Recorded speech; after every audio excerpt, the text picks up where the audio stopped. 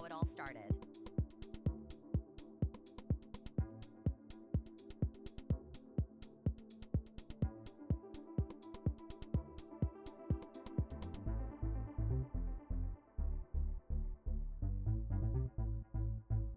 Ladies and gentlemen, I bring you Aerosmith.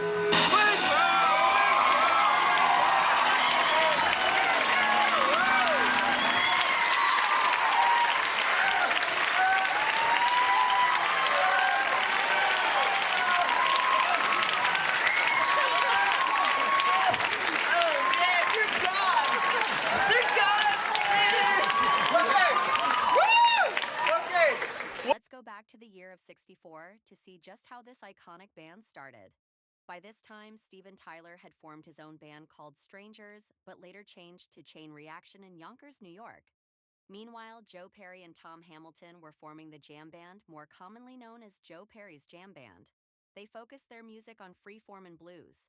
Hamilton and Perry moved to Boston in September of '69, and that's where they met Joey Kramer, a drummer from Yonkers, New York, who after being offered to join the jam band, dropped out of Berklee College of Music to pursue his dream. In the '70s, Jam Band and Chain Reaction played at the same gig, and Tyler immediately was drawn to a jam band sound and wanted to combine the two bands. In October, the two bands met up again. In Chain Reaction, Tyler had been drumming and doing backup vocals, so as one of the stipulations of the deal was that Tyler refused to continue to drum and sing back up. He wanted frontman and lead vocalist. The others agreed, and a new band was formed. They all moved into a house together in Boston.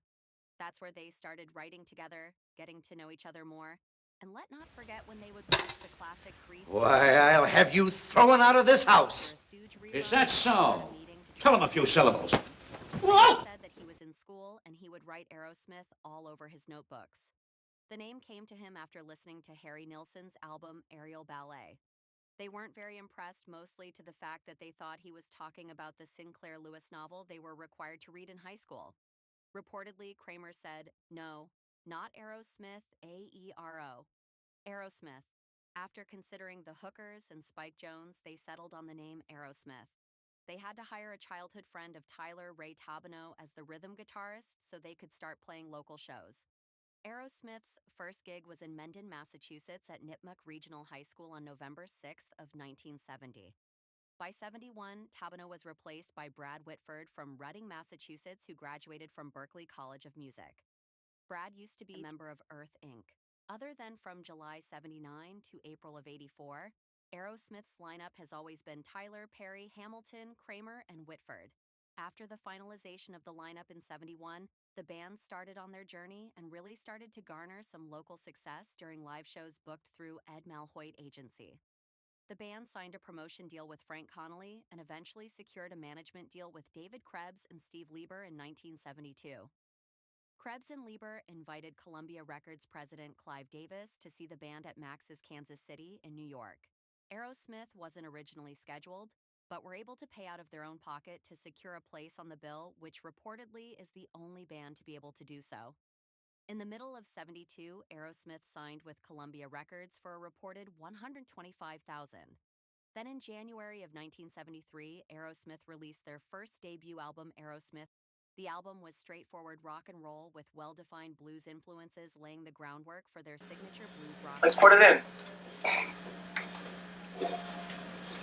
Where do you want to put it in? After Sweet Emotion? We'll fucking pummel them. Pummel. You know what? You gotta tell After Joey. constant touring, the band released their second album, Get Your Wings, in 1974. Now comes the year everything really starts to change for Aerosmith with the release of their third album, Toy in the Attic, which established Aerosmith as international stars. They were originally known as the knockoffs of the Rolling Stones, mostly due to the fact of the physically similarities between Mick Jagger and Steven Tyler. But by this album being able to reach so many people, it was able to show everyone how very talented they are in their own right. Toys in the Attic was an immediate hit, starting with their first single to hit the top 40s, Sweet Emotion. Toys in the Attic was able to sell over 9 million copies. They followed up this momentum they had by re-releasing Dream On, which hit number 6 and became their best charting single of the '70s. While still going hot, they re-released Walk This Way in '76 and ended up reaching the top 10s on Billboard's Top 100 by '77. Around this time, they established the Warehouse in Waltham, Massachusetts as their home base where they would record and rehearse music and even conduct business.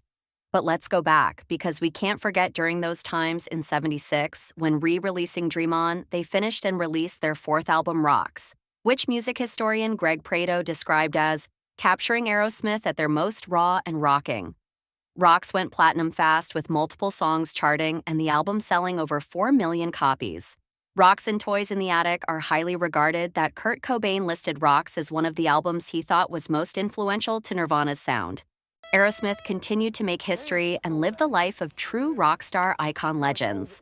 From there on, they continued to do iconic things, from the release of their fifth and sixth album, Draw the Line and Night in the Ruts, to their appearance in the fifth installment of Guitar Hero, with 70% of the game's songs comprised from Aerosmith, to the hard things of being in a rock band, like when Perry left in '79 and started his own venture called the Joe Perry Project, followed by the departure of Brad Whitford in '81, who after started a duo with Derek Holmes. But as life happens and things start to change by '84, both Whitford and Perry returned to Aerosmith. Steven Tyler stated, "You should have felt the buzz the moment all 5 of us got together in the same room for the first time again. We started laughing. It was like 5 years never passed. We knew we made the right move." Everyone was more than excited for their Peace Out Farewell tour in 2023, but the tour was sadly but understandably cut short due to Tyler's vocal cord issue. Then, after the attempt to rehabilitate his voice after the vocal injuries, they ultimately announced their retirement from touring in 2024 in August. So that is how Aerosmith became the best-selling American hard rock band of all time, having sold more than 150 million records worldwide, 85 million records within the United States alone. With 25 gold, 18 platinum, and 12 multi-platinum albums, they hold the record for the most total certifications by an American group and are tied for the most multi-platinum albums by an American group. They have achieved 21 top 40 hits on the US Hot 100, 9 #1 mainstream rock hits, 4 Grammy Awards, 6 American Music Awards, and 10 MTV Video Music Awards. They were inducted into the Rock and Roll Hall of Fame in 2001 and were ranked number 57 and 30, respectively, on Rolling Stone's and VH1's lists of the 100 greatest artists of all time. In 2013, Tyler and Perry were inducted into the Songwriters Hall of Fame. And in 2020, the band received the MusiCares Person of the Year award. Thank you so much for watching today's music history episode. Don't forget to like, subscribe, and hit that notification bell. Got that sucker. Dream on, I dream on, I dream on, I dream,